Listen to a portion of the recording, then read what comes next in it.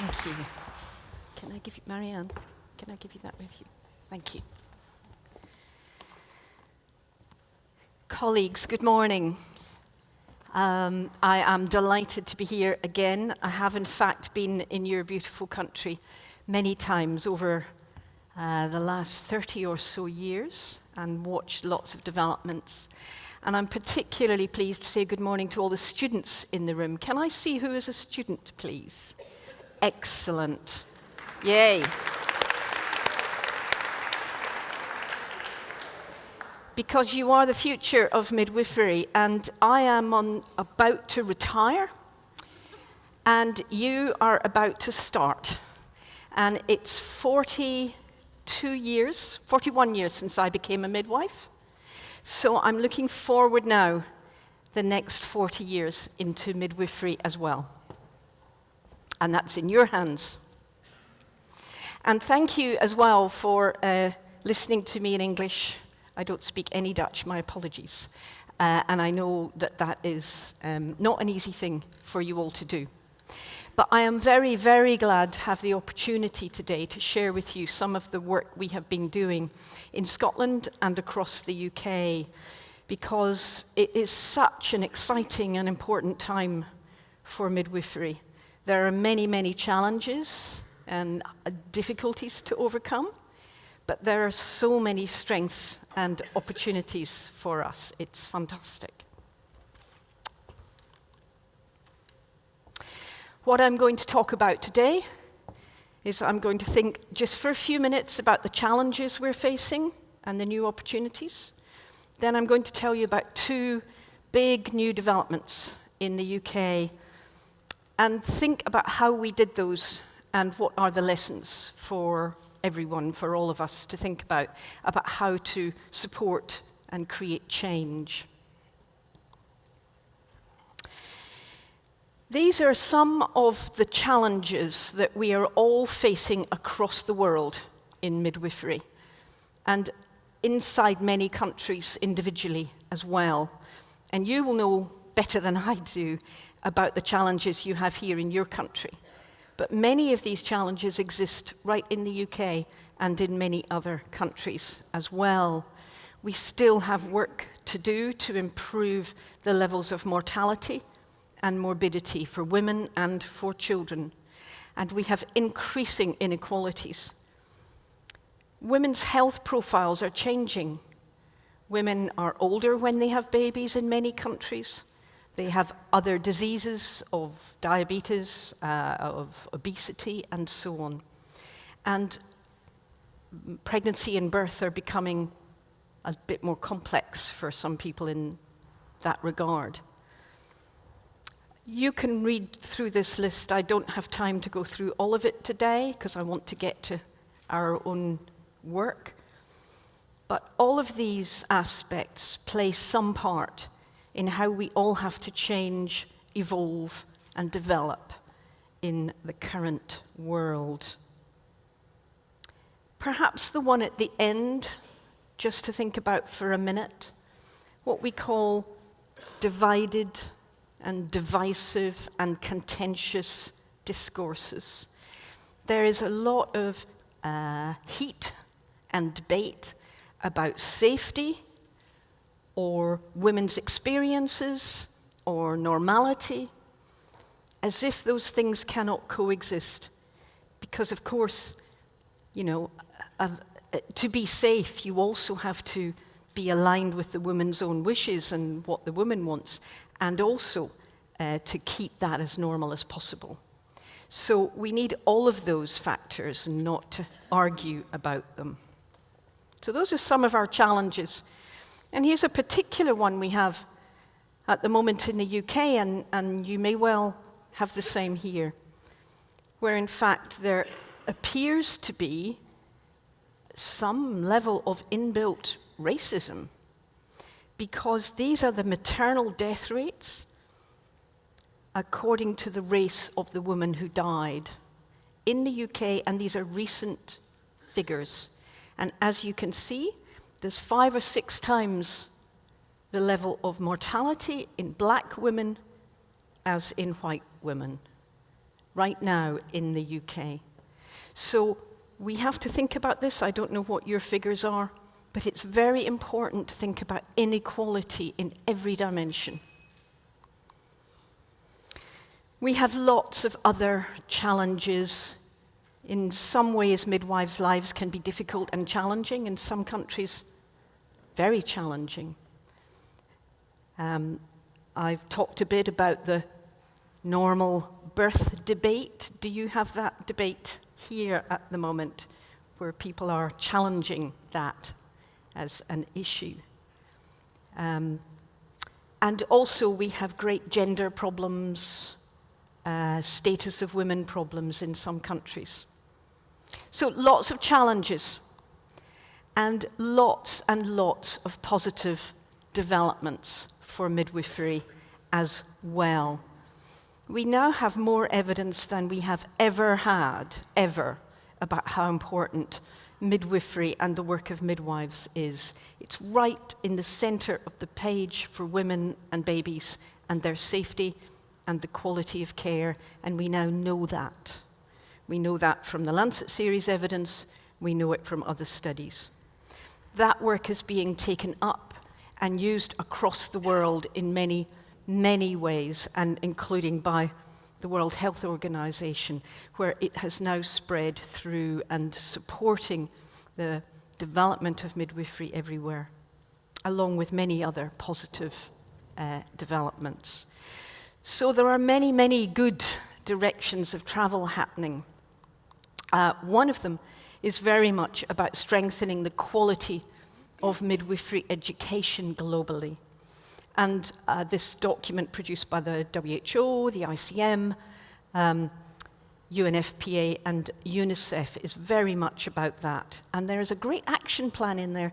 If you don't know this document, this action plan, that wheel there, is a great plan for thinking about how to plan ahead and think about how to implement really, really good improvements.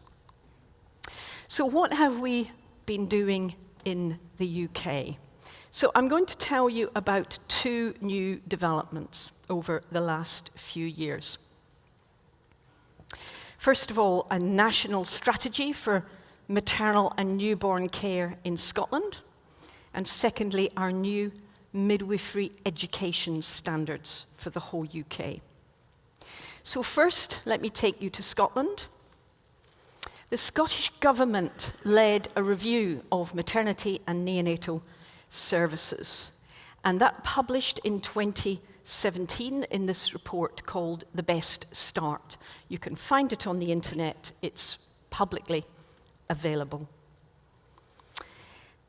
And it came out after 2 years of consideration and meetings with these key recommendations for the whole maternity services.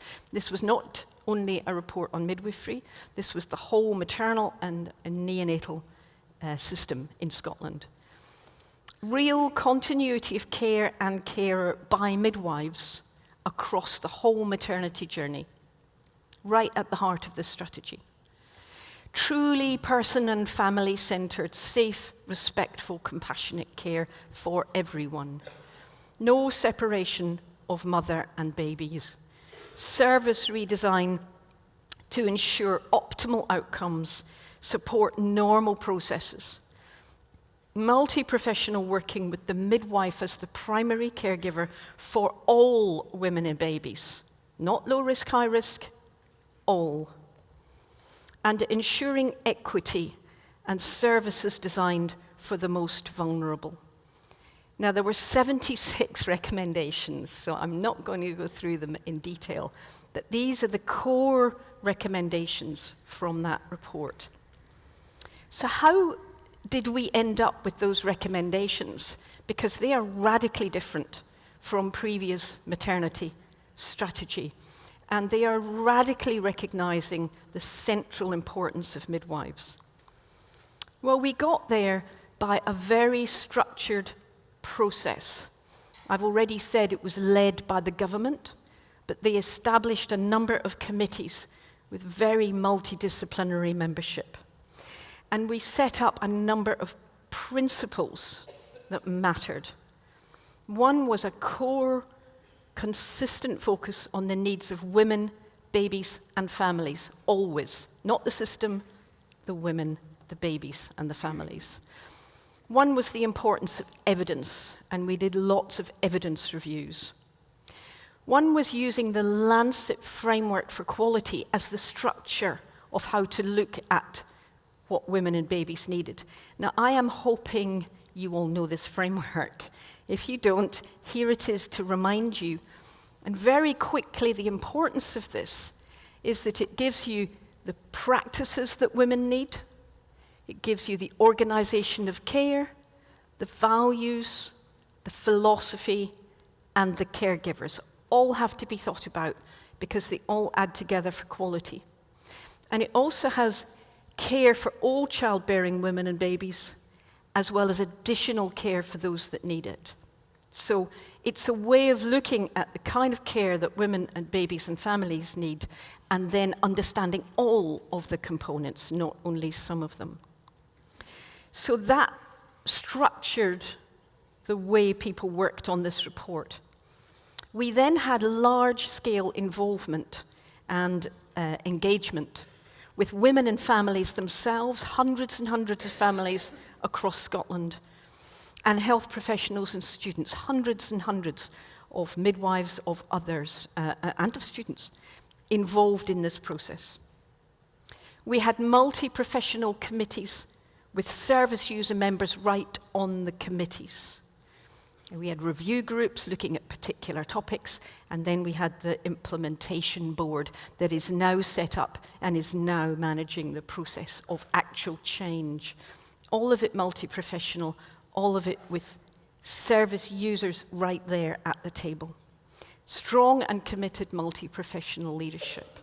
So those are the things that worked around producing and working to implement this report. And today I think you will be working in your workshops about how to create change, but those are some of the factors that worked for us in this. But now I want to tell you about the second really exciting new development. Just launched in January. In fact, just this week we had the Scottish launch. We've had launches of this document across the 4 UK countries. And it's about new education standards for midwives. It's led by the regulator, the Nursing and Midwifery Council, which registers and regulates the profession of midwifery. So these standards are now mandatory. They have to be implemented by every single university across the country that educates students. And they are very much the standard for all new students. Every new student has to meet these standards to become registered as midwives. And the plan was to enable educators and midwives of the future to provide innovative education and the best and safest care for women and babies. Because the job of the regulator is to keep women and babies safe. It's to make sure that midwives are providing quality care. That's what these standards were focused on. And they are completely different from our previous standards, which were done 11 years ago now. Completely different. They're focused on the needs, views, preferences, and decisions of women and the needs of newborn infants. Very much human rights focused, absolutely there with the women.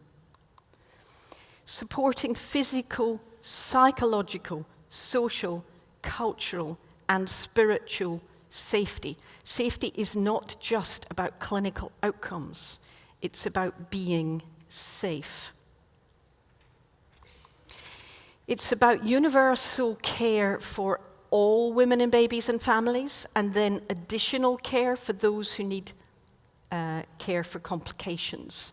So the midwife does not stop when the mother has complications. The midwife carries on and continues midwifery care for all, no exceptions, absolutely everyone.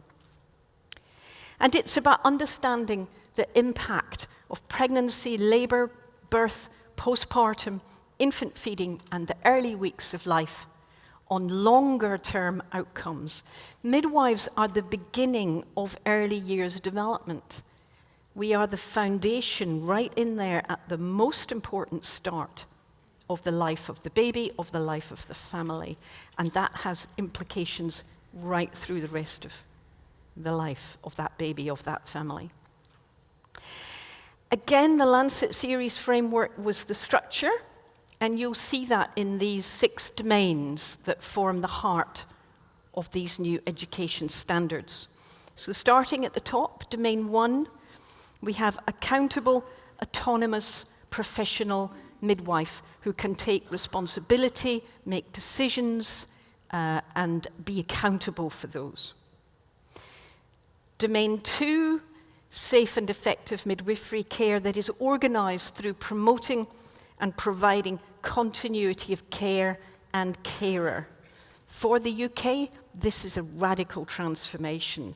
I know you are very used to working in that way as midwives here, but in the UK, we have had very fragmented practice for many years. Universal care for all women and all infants is domain 3. And in there, we have public health, health promotion, mental health. We have assessment, screening, and care planning. And we have the provision of normal physiological care around to optimize normal physiological outcomes and promote positive outcomes. We then have a domain 4, additional care for women and newborn infants with complications. And again, that's about first-line management when things go wrong, because you will often be the person there for that. And then working in multi-professional ways with whoever in the multi-professional team the mother and the baby need, continuing to provide midwifery care. Domain 5 is about working to promote excellence, the midwife as colleague, scholar, and leader, working within the system to help with quality improvement, but also working for your own career and into the future and continuing to learn and then leading others. Domain 6, the midwife as skilled practitioner, the skills to underpin all of those domains. What worked with this astonishing transformation that the regulator has now led this intense transformation of the way midwifery will work? These are the factors that worked: an ongoing focus on women, babies, and families, evidence reviewed, using the Lancet Series definition and quality framework to scope what midwifery should look like. Absolutely fundamental listening to women and families, educators, midwives, students, multi-professional colleagues, managers, and policymakers. Committed and informed cross-sectoral leadership, and the regulator's determination to create radical change to improve the quality of care and the outcomes for women and babies. And when I said we had engagement, we had thousands of people involved. This was our thought leadership group, this group of about 35 colleagues, service user advocates, and others, and including students, who met all the way through the process and were challenging and were informed. And they met all the way through the process and helped to inform and shape the document. We had external engagement. We were all over the 4 countries of the UK, and we met with hundreds and hundreds of people directly in workshops and working groups. So over 600 people involved in the pre-consultation events to hear what should be in there, and then thousands of people who responded to our consultation, with more than 1,000 responses directly from the public. So just finally, summarizing that, what are the critical conditions for positive change? Because I have to say that education document I've just mentioned has been absolutely positively received by all the universities, all the leaders of the profession, and many, many, many others. These just are some of the things that we need to do to work together for positive change. Absolutely being true to evidence, and that evidence being what women, babies, and families need. Absolutely fundamental, and want. Very deliberate, systematic planning to get the outcomes that you want to achieve. Collaboration, participation, proactive engagement and consultation, with a focus on listening to and involving women and families and advocates. Informed and committed and coordinated leadership, so everyone is working to the same end. And then just checking that you're always doing what you set out to do, monitoring, reviewing, revising. If things don't work, fix them. If you go that way and you need to go that way, that's okay. We all make mistakes, we all set out, but just keep checking to make sure you're always on the right path. So that's my messages for you today about what's worked for us. I'm looking forward to hearing very much through the day what's happening for you at the moment, and to hearing your challenges, your opportunities. And thank you very much for having me.